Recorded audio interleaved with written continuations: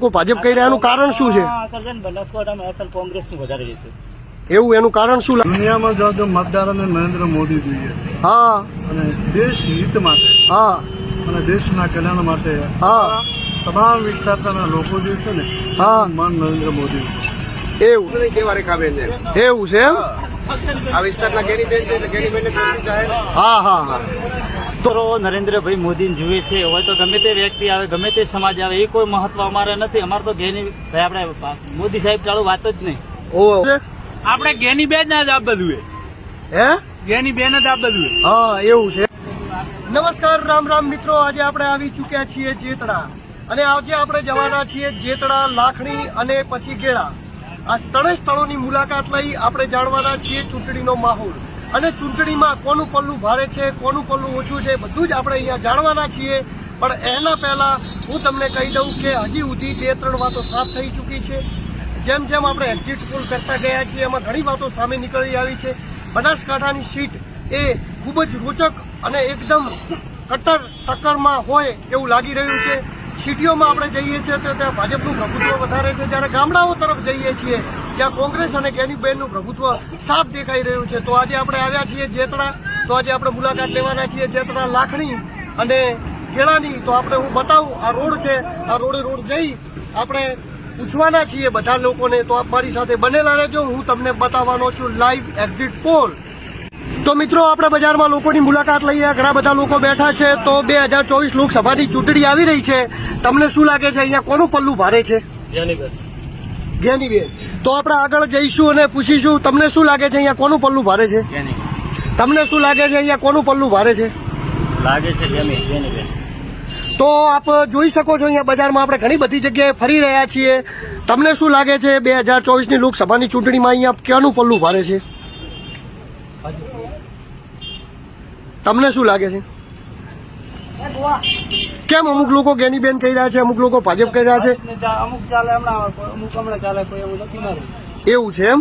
આમ ઓવરઓલ આપણે જોઈશું. ઘણા બધા લોકો બીજા પણ અહીંયા છે, આપણે જોડાયેલા છે. ઘણા બધા લોકો અહીંયા સામે પણ બેઠા છે, તેમને પણ આપણે મુલાકાત લઈએ, પૂછીએ. તો 2024 લોકસભાની ચૂંટણી આવી રહી છે. તમને શું લાગે છે કોનું પલ્લું ભારે છે અહીંયા? તમને શું લાગે છે? તમને શું લાગે છે? અને ત્યારબાદ અહીંયા બેઠેલા લોકોની આપણે મુલાકાત લઈએ. 2 લોકો અહીંયા પણ છે. તમને શું લાગે છે 2024 લોકસભાની ચૂંટણીમાં કોનું પલ્લું ભારે છે? તમને શું લાગે? તો આપણે જોયું ઘણા બધા લોકો ભાજપ કહી રહ્યા છે, ઘણા બધા લોકો કોંગ્રેસ કહી રહ્યા છે. આપણું કામ છે કે જે લોકો કહી રહ્યા છે બતાવવાનું. આપણે કોઈ પક્ષાપક્ષી નથી કરતા. તો આગળ જઈએ. તમને શું લાગે છે 2024 લોકસભાની ચૂંટણીમાં કોનું પલ્લું ભારે છે?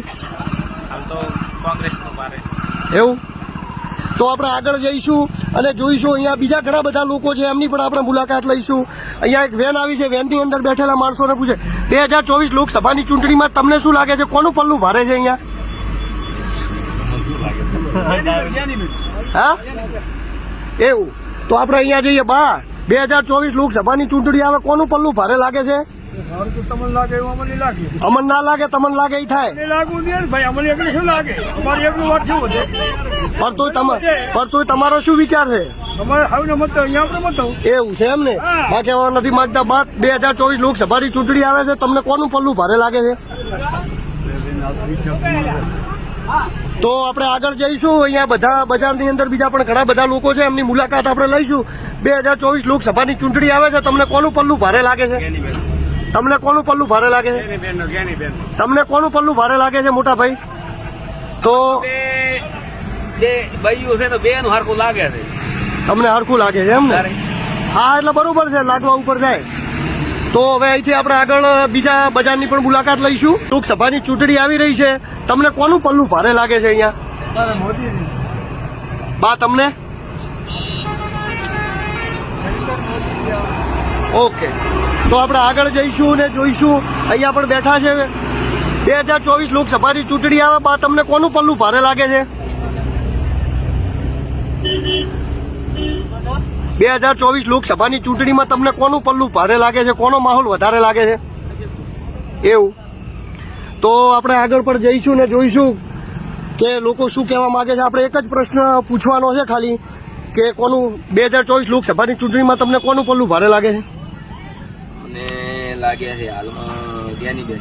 એવું તમને કોનું ભારું લાગે છે ભાઈ? તમને કોનું લાગે છે દાદા ભારે? જ્ઞાનીબેન. તો આપ જોઈ શકો છો આગળ પણ આપણે જઈશું ને ઘણા બધા લોકો અહીંયા કહી રહ્યા છે એ પ્રમાણે આપણે સાંભળીશું. 2024 લોકસભાની ચૂંટણીમાં તમને કોનું પલ્લું ભારે લાગે છે? લોકસભાની ચૂંટણીમાં કોનું પલ્લું ભારે લાગે છે? એવું ઘણા બધા લોકો કોંગ્રેસ કહી રહ્યા છે, ઘણા બધા લોકો ભાજપ કહી રહ્યા. એનું કારણ શું છે? અસર છે ને બનાસકાંઠામાં અસર કોંગ્રેસનું વધારે રહેશે. એવું એનું કારણ શું લાગે છે તમને? કેમ કે આ જ્ઞાનીબેન છે કે જ્ઞાનીબેનને લીધે જ્ઞાનીબેનને ઓળખે છે, પછી ઓલો નહીં તો કોઈ ઓળખવું એના.